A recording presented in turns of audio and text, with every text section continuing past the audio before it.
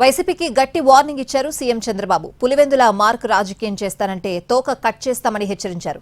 కోడికత్తి గులకరాయి లాంటి డ్రామాలు ఇక చెల్లవన్నారు. ఇక్కడున్నది సిబిఎన్ అని, పరామర్శల పేరుతో దాడులు చేయాలని చూస్తే ఊరుకోమని అన్నారు. మళ్ళా అది లేదని గ్యారంటీ ఏంటి?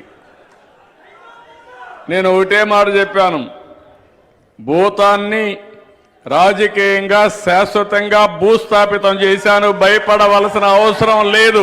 తమాషా కాదు రాజకీయం అంటే. మోసాలు చేసి నేరాలు చేసి ఎదుటి వాళ్ళ మీద వేయడం కాదు. నన్నే మోసం చేశారు, మీరు చూశారు.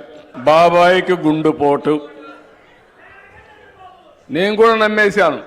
ఆ రోజుగానే నేను కరెక్ట్గా యాక్ట్ చేసి మొత్తం రికార్డులన్నీ సీజ్ చేసి దోషులందరినీ జైల్లో పెట్టుంటే మనం ఓడిపోయేవాళ్ళం అని అడుగుతున్నాం. కోడికత్తి డ్రామా చూసాం, అదే మరి గులకరాయి.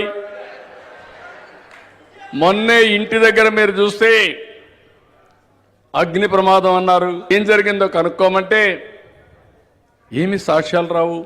మీ ఇంట్లో దొంగ వస్తే దొంగ వచ్చాడంటే సాక్ష్యం ఉంటే ఇస్తారా లేదా? రైతుకు ఎక్కడా ఇబ్బంది కలగకూడదని మనం కార్యక్రమాలు చేస్తూ ఉంటే అక్కడికి పోయి ఆ మార్కెట్ యార్డ్లో ఇష్టానుసారంగా చేసి వీళ్ళు పెట్టిన ప్లే కార్డ్ చూస్తే ఎదురొస్తే తొక్కేస్తాం. ఎవరు తొక్కేస్తారు? ఎవరు వస్తున్నారు మీకు ఎదురు?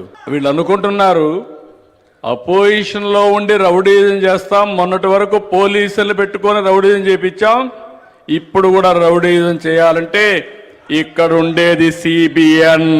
రౌడీజం చేస్తా, రుబాబు చేస్తా, పోలీసుల పైన దాడి చేస్తా, ఇష్టానుసారంగా నోరు బారేసుకుంటారంటే నోరు మూయించే సత్తా తెలుగుదేశం పార్టీకి ఉంది. తెనాలికి పోతే గంజాయి బ్యాచ్,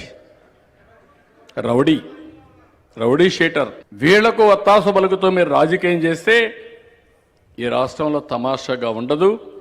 సీన్ చాలా సీరియస్గా ఉంటుంది. నేను అందరికీ చెప్తున్నా, ఎవరికైనా సరే ఒకటే చెప్తున్నా, మంచిగా ఉండు, నువ్వేమన్నా చెయ్యి, నేను సమాధానం చేద్దాం.